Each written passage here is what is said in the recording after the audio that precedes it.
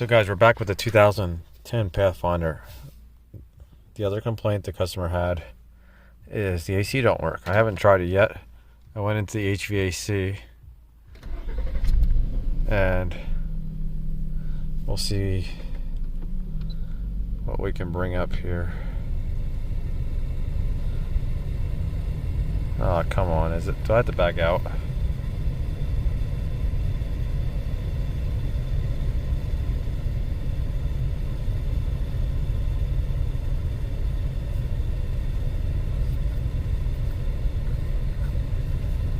Well, it's cranked up to 90 degrees. I just cranked it down.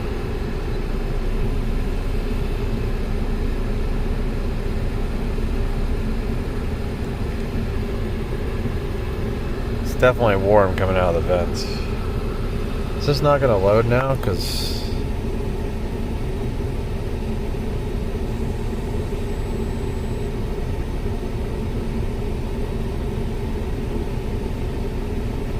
do this again.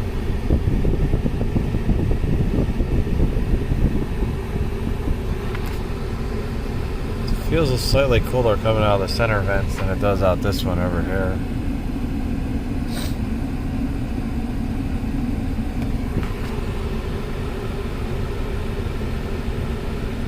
Yeah, we're set at 60 degrees.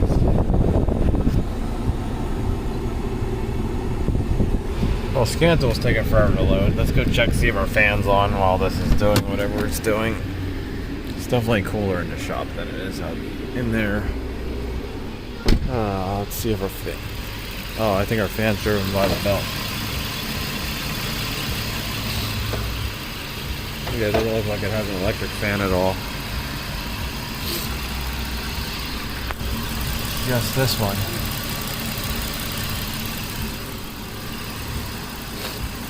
So I'm going to try to get the Scantel working. I'm going to get my pressure gauges and we'll look at the pressure in the system.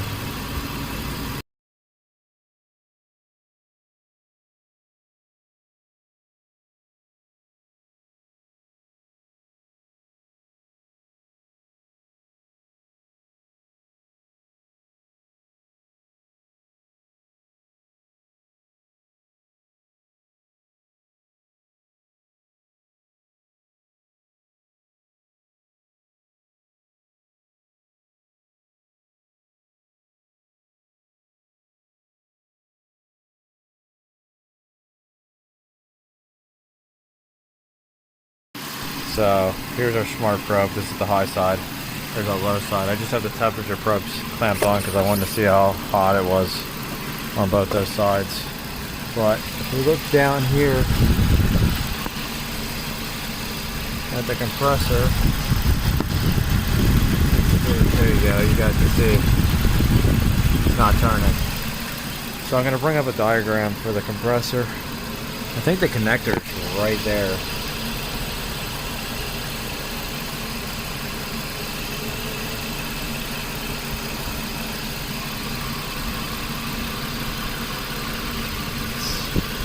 Yeah, the connector looks like it's probably hard for you guys to see. There's our connector. Okay. So I'm going to bring up a diagram real quick and I'll look.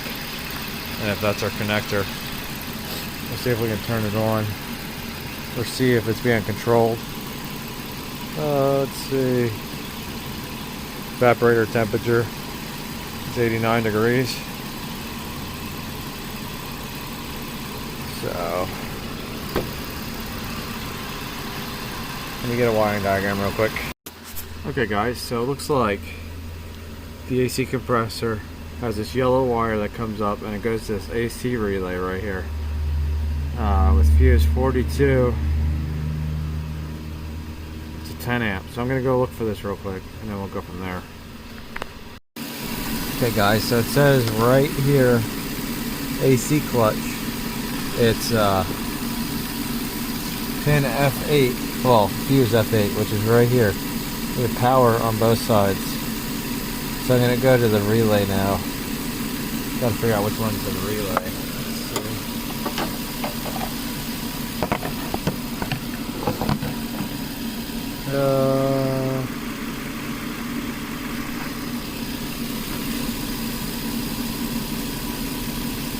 guess I'll have to look on there, see if it says what relay is on there, because I don't think this tells me. Okay guys, so according to Mitchell, this white one, I think it was pin 11. It's a yellow wire, whichever pin it is. It's yellow wire right here. And this white connector is what we need.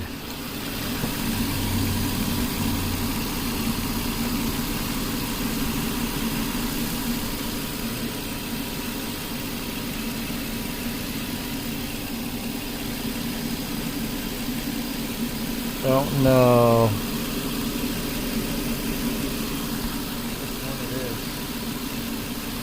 Looks like it's supposed to have like a slot in it.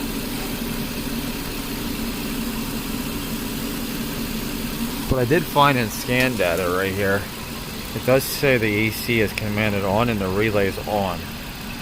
So I don't know if there's feedback to let them know that the relay is on, or if it's just turning the relay on.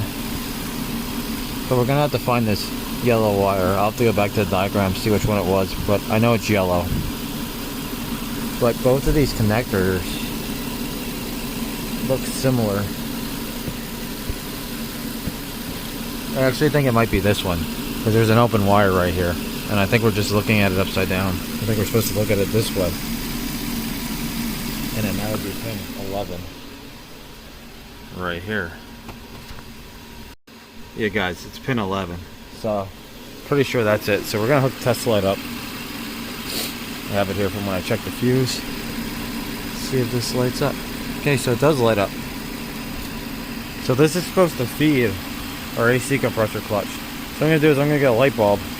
We're gonna load test this, and we'll see if it works. Lights the light bulb. So got my headlight bulb here. Got it connected to ground. We'll test it, make sure it lights. That lights. So now let's touch it to this, and look at that. Actually, what I should do is let me grab another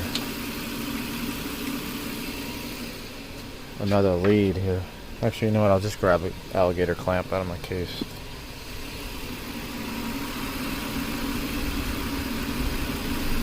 So we'll put this on here.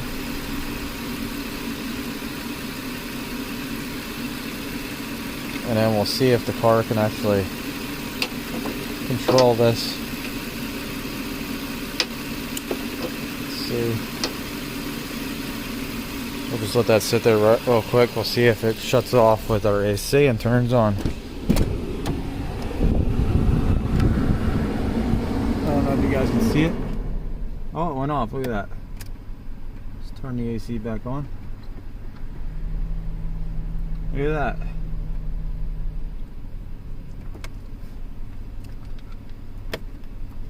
So we'll turn our AC back on. Lights on. So that's confirmed. Our circuit integrity is good.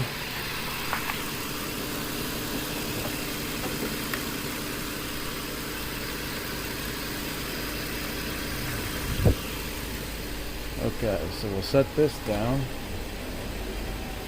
Hopefully not melt anything. And now we'll move our attention down to this clutch and this connector. Wonder if I can get one of my Phil's probes. Phil's probe might not be the best idea. I might be able to reach down and back probe that. Let me try to do that real quick.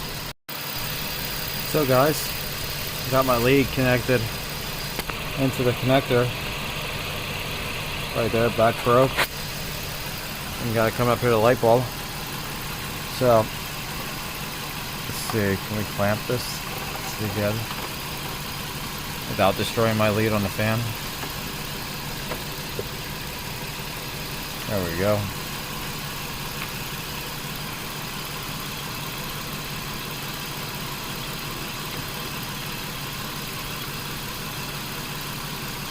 There we go. So how's our circuit? I think our circuit's pretty good.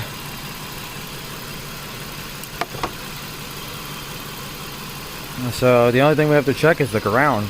I think it said it grounded to the block or something. So we could have a bad ground on it, but I'm thinking it's a bad compressor clutch. So guys, I risked my life and I connected the ground. You see that red alligator clamp down there? Let's see. Clamped it right in the AC line, so we're still back probing. And it's really, really hot down there, but I risked my life to show you guys this.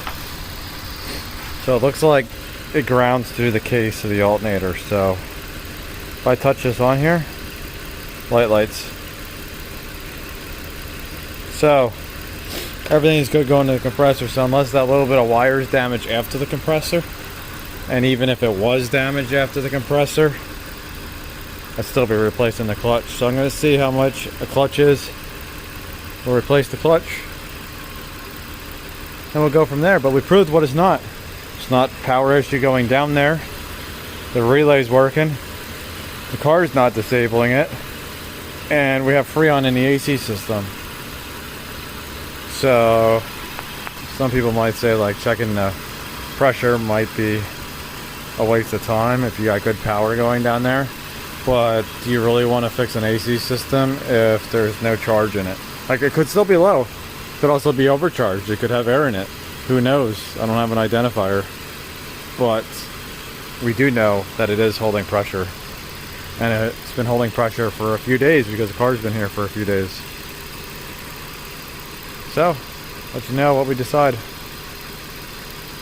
So guys, the customer declined doing the AC compressor clutch. I quoted him a price for the whole compressor aftermarket. I told him that I could swap the clutch over, because when I called Nissan for a clutch, it was like, I think it was like over $500 my cost for just the clutch, and they wanted over $1,000 for the compressor. So I was just like, hey, I can get an aftermarket one. I think it was like just under $300, and I'm like, I could swap the clutch over. It'd probably take like an hour or so, then your AC will work. And he said he didn't want to do that. And I think I fixed his TPMS light. I don't think the sensors were programmed. I programmed them and the light went out, so I don't know if it'll come back up. I don't know if some of them are dying. It didn't give me a battery life. So I fixed that for him. But like, he also had like a tie rod end that was, inner tie rod end that's shot, and the exhaust is cracked back by the rear muffler. There's like 2 mufflers on here. And yeah, he didn't want to fix it, so then he didn't want to do anything with the brakes with them being pulsating like crazy. So I guess that's it. Hopefully you guys like it. See you later.